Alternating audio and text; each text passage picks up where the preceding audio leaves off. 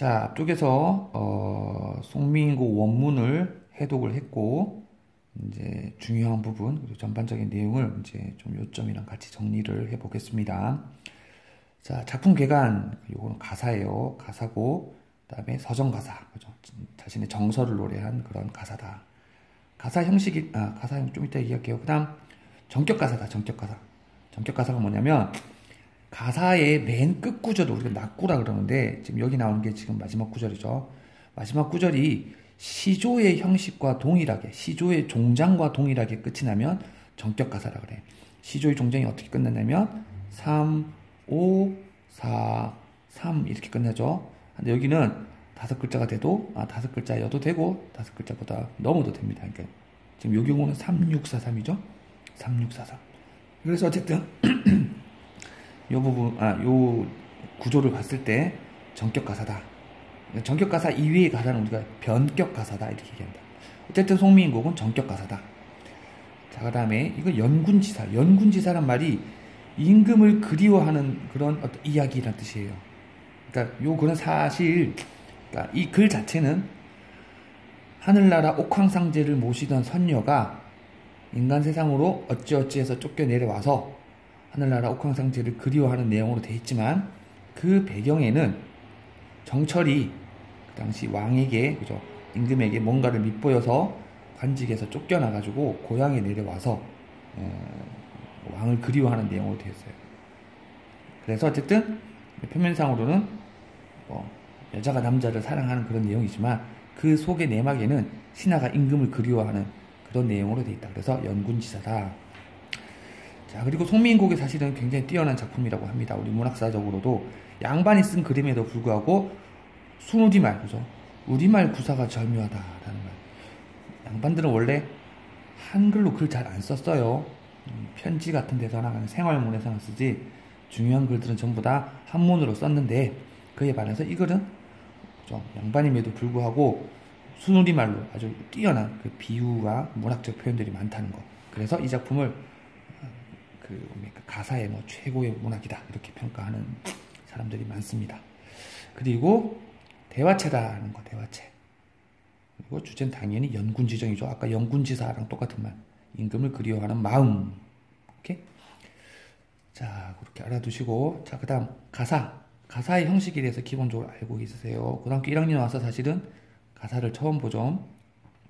가사가 뭐냐면 조선시대 때 양반들이 중심으로 정책된 시가다. 그죠?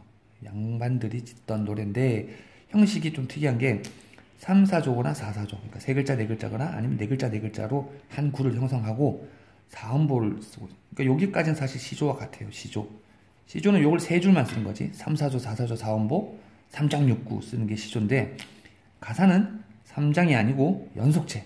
자기가 쓰고 싶은 만큼 계속 길게 쭉 쓰는 그런 형태다. 이거 기억하세요. 사음보예요. 연속체. 자, 그 다음에 가사의 일반적인 내용, 어떤 패턴들이 어떻게 되어 있느냐라는 얘기인데 가사가 조선 전기 가사들은 거의 다 자연 친화적인 내용이라든가 안분지족이란 말이 자신의 분수에 만족한다. 다시 말해서 더 이상 욕심내지 않고 소박하게 살겠다. 자신의 분수대로 살겠다. 이런 내용. 그 다음에 왕에게 충성을 다하는 유교적 충의 이런 내용들이 일반적으로 많이 나온다. 조선 전기 때는. 그런데 조선 후기가 되면서부터는 이제 누황사 같은 그런 작품도 있고 홍순학의 연행가 등등도 있는데 조선 후기의 가사들은 좀 구체적인 삶의 일상, 좀 아주 상세한 그 어떤 삶의 모습들이 솔직하게 잘 담겨 있다는 거. 그래서 구체적인 삶 속에서 나타나는 여러 가지 삶의 애환, 걸 노래하는 작품들도 있고 여행을 기록하는 기행문의 성격을 가지고 있는 그런 가사도 있다. 이렇게 알아두세요. 그래서 여기서 하나 내용을 얘기한다면 가사라는 장르가 좀 특이한 게 이 형식적인 면에서 봤을 때는 운문문학에 해당한다. 왜? 운율이 느껴지니까. 운문문학에 해당하지만 내용상으로 봤을 때는 좀 수필 같은 느낌이죠. 이게 교술문학이라고 그러죠. 그래서 어쨌든 산문 같은 느낌을 준다는 얘기지. 그래서 다시 정리하면 시의 형식, 가사의 형식으로 봤을 때는 시와 같은 운문의 장르로 구분할 수도 있지만 내용적인 면에서는 조금 더 산문 같은 느낌을 준다. 이렇게 알고 있으면 됩니다. 자, 그 다음에 송민국 전체 구성의 내용이에요. 그죠? 전체 구성의 내용인데, 네. 자, 두 여자의 대화체로 되어 있어요. 감녀, 을녀. 두 여자의 대화 형식으로 되어 있는데, 감녀가 이제 보조 화자고, 을녀가 중심 화자예요. 그러니까, 옥황상제에게 쫓겨난 여자가 을녀다.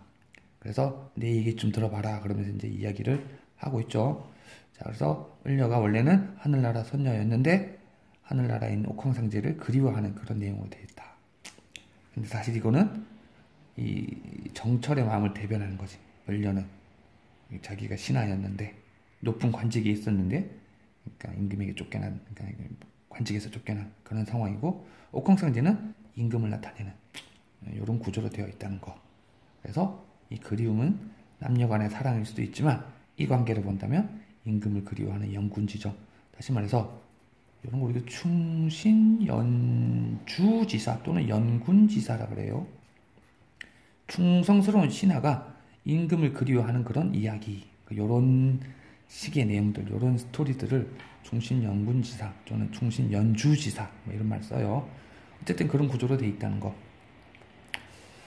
자, 그 다음 표현에서 몇 가지 좀 주목할 것들을 몇 가지 좀 보자면, 이거 네, 좀 적어야겠군요. 잠깐만. 자, 주요 표현을 좀 볼게요. 자, 초반에 나왔는데, 그죠? 아, 내가 왜 처음엔 나를 이뻐해 주시더니 이제는 나를 안 이뻐해 준다. 그러면서 잘 생각해 보니까 내 몸에 지은 죄가, 그죠? 산처럼 쌓여 있다. 그래서 누구도 탓할 수 없고 다 이건 조물주 탓이다 하고 말하면서 화자가 스스로를 자책하고 있고, 그 다음에 조물주 탓이란 말이, 아, 이게 내 운명이다, 내 팔자다 라고 스스로 어떤 체념을 하고 있는 부분이라는 거. 이게 왜 중요하냐면, 아까도 얘기했지, 그 전 편에도 얘기했지만, 이 글은 유배를 와서 쓴 글은 아니지만 유배 문학적 성격을 가지고 있어요. 그래. 그리고 대부분의 유배의 글들을 보면, 아, 난 잘못 없다라는 내용들이 많아. 아, 난 잘못한 게 없다. 다른 사람들이 나에게 누명을 씌운 거다. 이런 글들이 많은데, 이 글은 그렇지 않다는 거. 다 자기 잘못이다. 내 몸에 지은 죄가 산처럼 쌓여있다라고 표현했다는 거. 그게 이 글의 좀 특별한 부분이라는 거. 자, 그 다음 두 번째, 구름은커니와 안개나 무사일고. 이거 기억나죠? 그러니까 옥황상제를 만나기 위해서 높은 산에 올라갔는데 구름과 안개가 껴서 해와다를 볼 수 없다, 이런 얘기. 근데 여기서 구름이라는 게 물론 안개도 마찬가지지만 구름이 시험에 잘 나와. 구름과 안개는 장애물이고, 그 정철의 입장에서 본다면 간신, 나쁜 신하 또는 자신의 정치적 라이벌을 비유적으로 또는 상징적으로 표현한 말이다, 이렇게 볼 수가 있다는 거. 자, 알겠죠? 요거 시험 굉장히 잘 나와요. 구름에 대한 밑줄쳐고 다음과 같은 소재를 골라라, 다음과 같은 의미의 시어가 들어있는 시를 골라라 해서 다른 작품들이 나오는데, 가장 대표적인 그 시가 고려 말 때 쓰여진 이조노의 시조 중에 이런 표현이 있어요. 구름이 무심탄 말이 아마도 허랑하다. 그래서 어쩌고저쩌고 해서 세 줄로 된 시조예요. 거기에 첫 부분, 요 구름이 간신을 의미한다는 거. 수업 시간 다 설명했습니다. 자세한 내용은 요만 알고 있으세요. 구름이 그저 광명한 해를 따라가면서 덮는다, 이런 표현 나와. 그리고 아까 해라는 게 임금을 나타낸다는 거 알죠? 그래서 구름이 환한 세상을 가리는 나쁜 신하로 이렇게 상징적으로 표현되어 있다. 자, 그 다음에 요거 오련된 개성이란 말, 요 후반부에 나오는데, 그죠? 꿈속에서 님을 만났는데 방정맞은 닭소리 때문에 잠이 깨버렸다는 얘기예요. 이런 소재를 뭐라 그러냐면 애꿎은 원망의 대상이라 그래.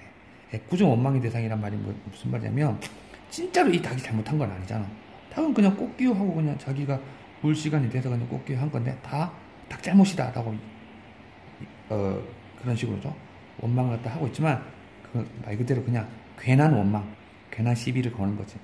자, 그런 소재를 골라라 라는 문제도 가끔 나옵니다. 그래서 두 가지 시조 얘기를 했어요. 요 개를 열하문이라 기르되, 요게 이제 그 조선 후기 사설 시조의 첫 번째 구절인데, 개를 열 몇 마리를 기르는데 요 개가 정말 얄밉다. 그래서 왜 그러냐 하면 자기가 싫어하는 사람한테는 개가 막 좋아하고, 자기가 좋아하는 사람이 오면은 막 짖고 물려 그래서 쫓아낸다는 말이 나와요. 그래서 요 개가 싫다 이런 얘기. 근데 사실은 이게 개가 싫어서가 아니죠. 사실은 요 시조의 전체 주제는 사실은 자기가 좋아하는 사람이 있는데 요즘에 잘 찾아오지 않는 거야, 자기 집에. 그래서 그걸 개 때문이다 라고 그냥 괜히 원망하는 그런 의미의 시조예요. 그 다음에 여기 나온 구절은 서경별곡, 고려가요 서경별곡의 3년에 나오는 구절인데, 사랑하는 님이 있는데, 사랑하는 님이 떠나버리는데, 막 사공 너 때문에 떠나는 거다 이렇게. 사공아 어이하여 널 배에 얹었느냐. 그러니까 왜 배를 탔냐 이 말이야. 네가 배를 끄집어내니까 우리 님이 그 배를 타고 멀리 떠나는 거 아니냐, 다 네 잘못이다 라는 식으로 이제 사공을 괜히 원망하는 거죠. 어쨌든 요게 사공이 오전된 개성과 같은 성격의 그런 애꿎은 원망의 대상이라는 거 기억하세요. 자, 마지막.